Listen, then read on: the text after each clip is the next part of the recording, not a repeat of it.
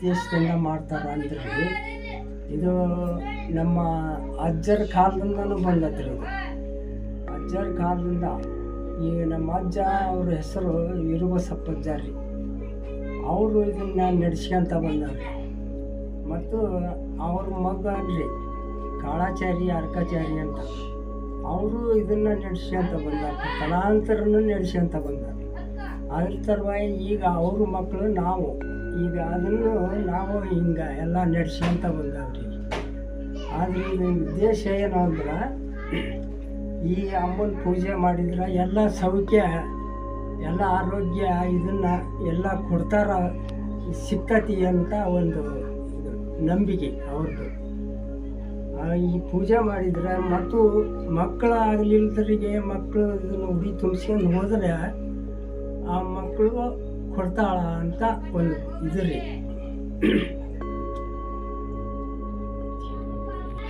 ಅಂದ್ರೆ ಈಗ ಅವಾಗೆಲ್ಲ ಗೊಂಬೆ ಆಟ ಆಡ್ತಿದ್ರಿ, ಈಗಿನ ಸಣ್ಣ ಮಕ್ಕಳಿಗೆಲ್ಲ ಗೊಂಬೆ ಆಟ ಅಂದ್ರೇನೆ ಗೊತ್ತಿಲ್ಲ. ಅವಾಗೆಲ್ಲ ನೀವೆಲ್ಲ ಗೊಂಬೆ ಆಡ್ಸಿದಿರಲ್ಲ, ಇದ್ರ ಬಗ್ಗೆ ಏನಾರ ಹೇಳ್ರಿ.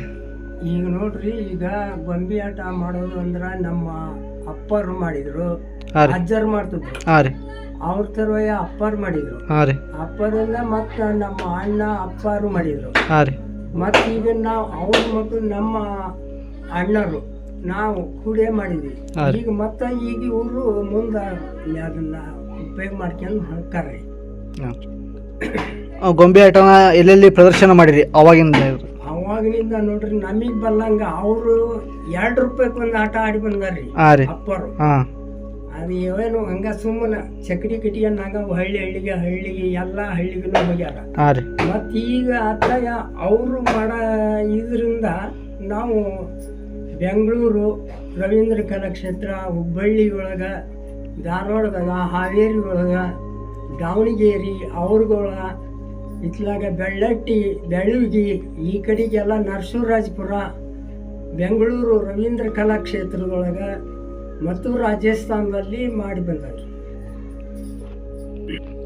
ಈ ಗೊಂಬೆ ಆಟದಲ್ಲಿ ನೀವು ಸಹ ಪಾಲ್ಗೊಳ್ತಿದ್ರಿ? ಹೌದ್ರಿ. ನೀವು ಎಲ್ಲ ಗೊಂಬೆನೆಲ್ಲ ಇದು ಮಾಡಿರಿ? ಅವಾಗ ಅಪ್ಪರ್ ಮಾಡ್ತಿದ್ರಿ, ನಾವು ತಾಳ ಮದ್ಲಿ ಅದನ್ನ ಮಾಡ್ಕೊಂತ ಬಂದ್ವಿ. ಈಗ ಅವತ್ತಿಂದ ಮತ್ತೆ ಈಗ ನಾವು ಮತ್ತೆ ಈಗ ಹಿಂದರು ಮತ್ತೆ ಅವರು ತಾಳ ಮದ್ಲಿ ಮಾಡ್ಕೊಂತ ಬಂದ್ವಿ. ಈಗ ನಾವು ಮತ್ತೆ ಕತಿ ಮಾಡ್ಕೊಂತ ಅದನ್ನ ಇದನ್ನ ಮಾಡ್ತೀವಿ. ಈಗ ಇಲ್ಲಿ ಇನ್ನು ಮಾಡೋರು ಯಾರು ಇಲ್ರಿ. ಹೌದೌದ್ರಿ. ಅಂದ್ರೆ ಎಷ್ಟನೇ ಯಾವ್ಯಾವ ನಾಟಕನ ಇದನ್ನ ಪ್ರದರ್ಶನ ಮಾಡಿರಿ ಈ ಗೊಂಬೆ ಇದ್ರಂತ್ರ? ನೋಡ್ರಿ, ಈಗ ಲವಕುಶ ರೀ, ಲವಕುಶ, ಆಮೇಲೆ ಐರಾವತ, ಆಮೇಲೆ ದಕ್ಷ ಬ್ರಹ್ಮ, ತಾರಕಾಸುರ, ಗಜಾಸುರನ್ರಿ, ಕನಕಾಂಗಿ ಕಲ್ಯಾಣ ಅರ್ಥಾತ್ ಮಾಯಾ ಬಜಾರ, ಅವನ್ನೆಲ್ಲ ಮಾಡ್ಕೊಂತ ಬಂದು 2019ರಾಗ ಸ್ಟಾಪ್ ಮಾಡಿರಿ. ಅಂದ್ರೆ ಏನ್ ಕಾರಣಕ್ಕೆ ಸ್ಟಾಪ್ ಆಯ್ತು ಅಂತಾರಿ? ಅದ ಜನ ಇಲ್ಲಲ್ರಿ, ಜನ ಇಲ್ದಂಗ ಇದನ್ನ ಅದೇ ರೀ, ಅಂದ್ರ ಈ ಗೊಂಬೆ ಆಡ್ಸೋರು ಇಲ್ದಂಗ ಆಯ್ತು.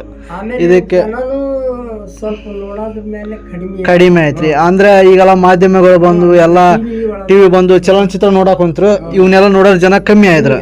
ರೀ, ಹಾಗಾಗಿ ಇದು ಸ್ಟಾಪ್ ಆಯ್ತ್ರಿ. ಗುರು ಬ್ರಹ್ಮ ಗುರು ವಿಷ್ಣು ಮಹೇಶ್ವರ ಗುರುವೇ ಸಾಕ್ಷಾತ್ ಗುರು ಬ್ರಹ್ಮ ತಸ್ಮೈ ಶ್ರೀ ಗುರುವೇ ನಮಃ.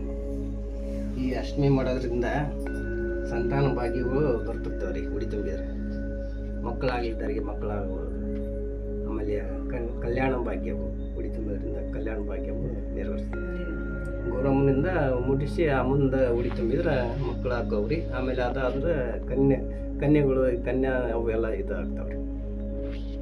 ಮದುವೆ ಆಗಿಲ್ದವ್ರಿಗೆ ಭಾವನೆ ನಂಬಿಕೆ, ಒಟ್ಟೆ ನಂಬಿಕೆ ಬೇಕ್ರಿ. ದೇವ್ರ ಮೇಲೆ ನಂಬಿಕೆ ಇಟ್ಕೊಂಡು ಉಡಿ ತುಂಬಿಸಿದ್ರೆ ಎಲ್ಲ ಸರಿ ನೆರವೇರಿಸ್ತಾರೆ.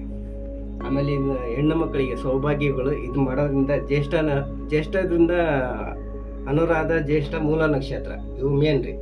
ನಮಗೆ ಎಳಿ ತೆಗಿಯಾಕ ಮೂಲ ನಕ್ಷತ್ರ ಬೇಕು. ಆಮೇಲೆ ತುಂಬದಷ್ಟಮಿ ಪೂಜೆ ಮಾಡೋಕೆ ಜ್ಯೇಷ್ಠ ಬೇಕು. ಇವು ಹೆಣ್ಣು ಮಕ್ಕಳಿಗೆ ಸೌಭಾಗ್ಯವೂ ಕೊಡ್ತೈತ್ರಿ. ಅದಲ್ದೇ ಆಮೇಲೆ ಅಷ್ಟೈಶ್ವರ್ಯಗಳನ್ನು ಒದಗಿಸ್ತದೆ ರೀ ಇದರಿಂದ ಮಾಡೋದ್ರಿಂದ. ಒಳ್ಳೆಯ ಭಕ್ತಿಯಿಂದ ಮಡಿವಡಿಯಿಂದ ಪೂಜೆ ಮಾಡಕ್ರಿ.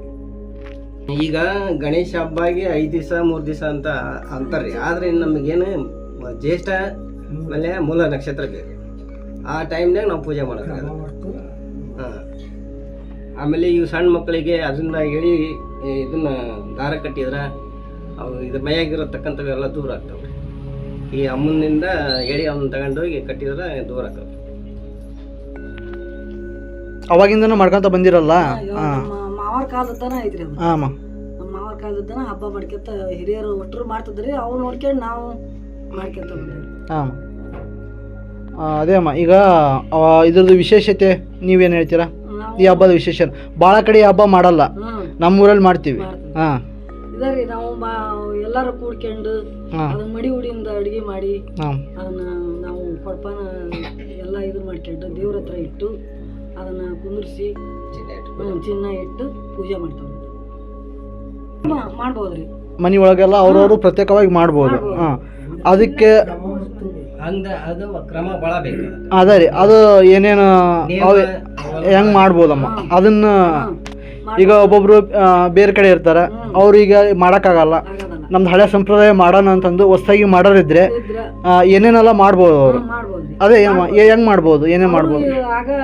ಆಗ ನಾವು ಇವತ್ತು ಅಷ್ಟೇ ಮಾಡಕ ಬೇಕಂದ್ರದ್ರಿ ಚಿನ್ನ ಇಟ್ಟು ರೊಕ್ಕ ಇಟ್ಟು ಅಡಿಕೆ ಎಲೆ ಎಲ್ಲ ಅಡಿಕೆ ಬೆಟ್ಟಿ ಅವನ್ನೆಲ್ಲ ಇಟ್ಟು ದೇವ್ರ ಮುಂದೆ ಇಟ್ಟು ನಮ್ಮ ಮನೆಗೆ ಇದ್ದದ್ದು ನೈವೇದ್ಯ ಮಾಡ್ಬೇಕ್ರಿ ಅಂದ್ ಅದ್ರ ಆಗ ಮಾಡಿ ಅದನ್ನ ನೈವೇದ್ಯ ಮಾಡ್ತಾರೆ. ನಾವು ಇವತ್ತು ಪೂಜೆ ಮಾಡಕ ಬೇಕಂದ್ರ ಅಂದು